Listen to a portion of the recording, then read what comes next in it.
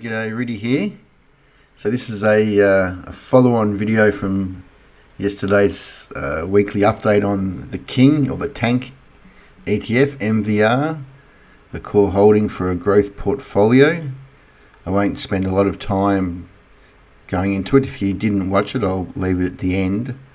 And so this is about the ninjas that I refer to, which are your high growth ETFs, the ETFs that will outperform this guy. And just to quickly go over this guy, the King, this is MVR over the VAS ETF. So when it's going up, it means MVR is outperforming VAS. He's outperforming VGS.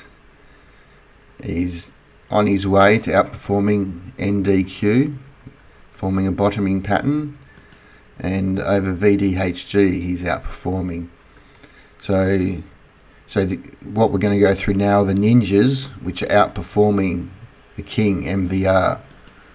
Okay, so this is a portfolio I put together on the 16th of June,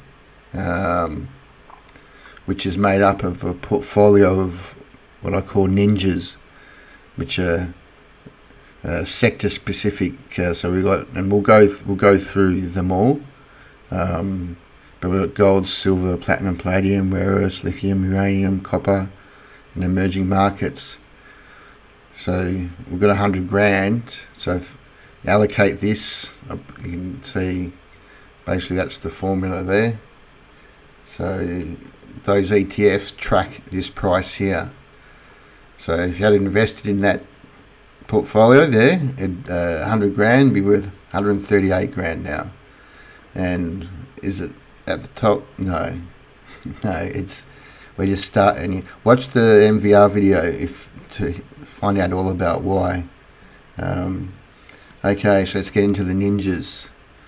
Okay, so the first of the ninjas is so gold. So you can actually buy an ETF which just tracks gold, but my preference is for this MNRS ETF, which is Global Gold Miners. And just to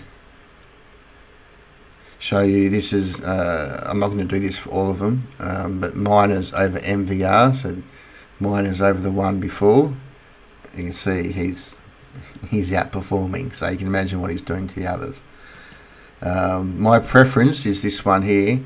Now some of these ETFs are only available in America, which isn't a big deal.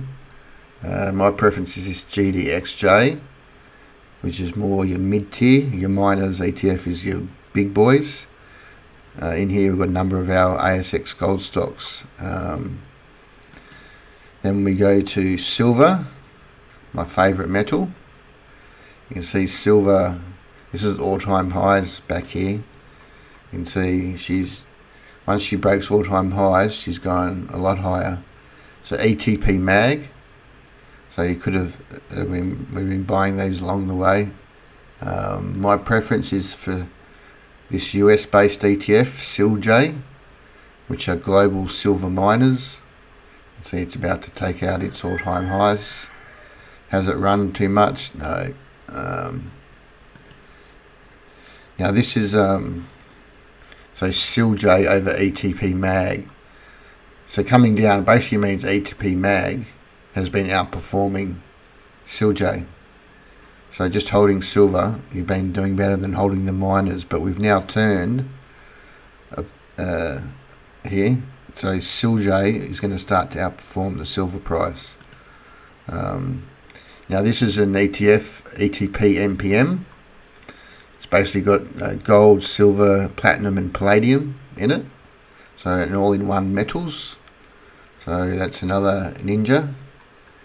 Okay, then we go on to copper. Now you can't buy a copper ETF, but I'm just showing you the copper price, because how you get exposure is through, on the ASX we've got this wire ETF, which is global, made up of global copper miners.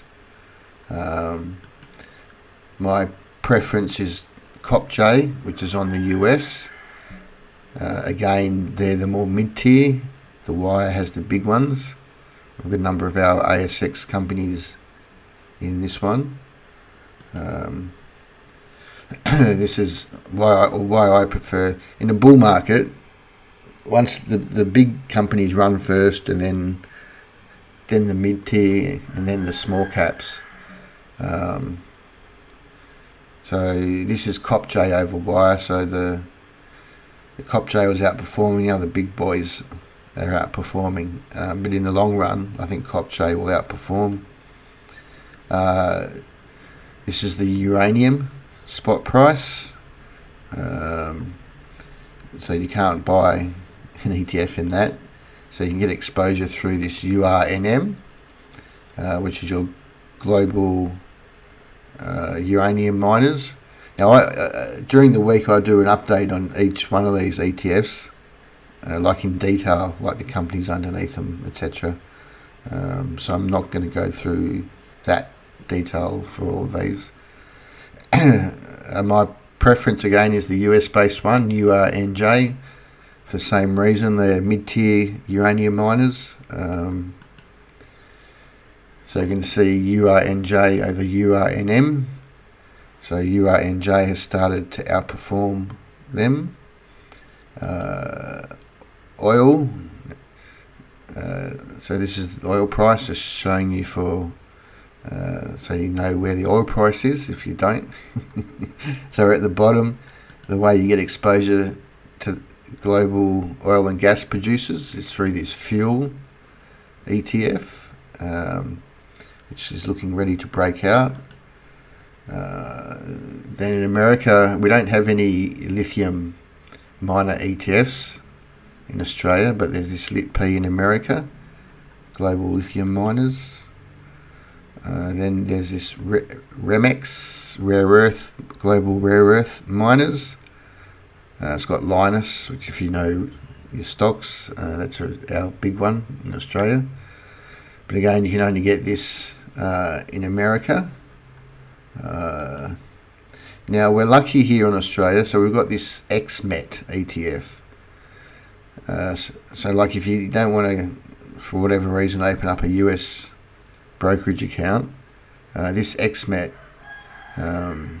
gives you exposure to copper, lithium, silver, rare earths, graphite, but they're just the top within each industry. Whereas if you go the Remex, like you get like 30 companies in that, whereas in XMET you get about 2.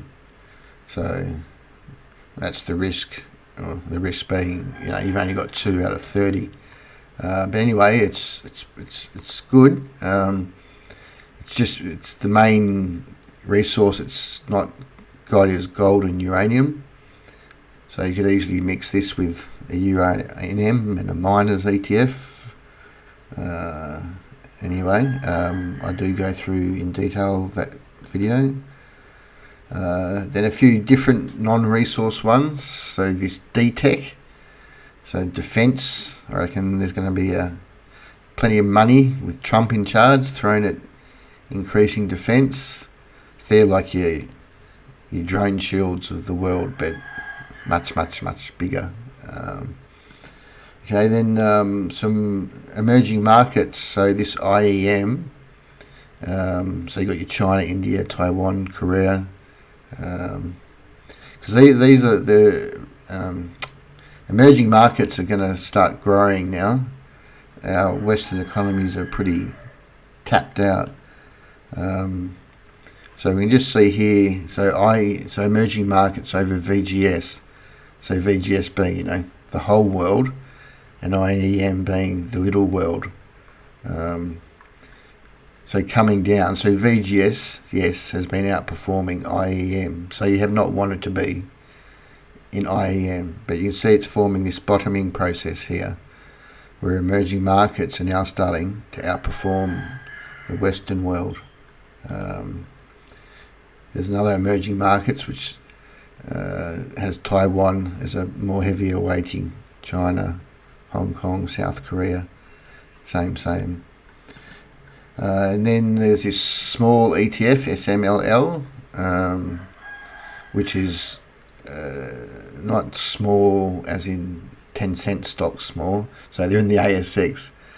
So the top, so 70 from the top 350, but in that ASX 200 to 350 range. Because we can see here, there's a thing called in investing rotation. Your sectors get overvalued and they get switched into undervalued.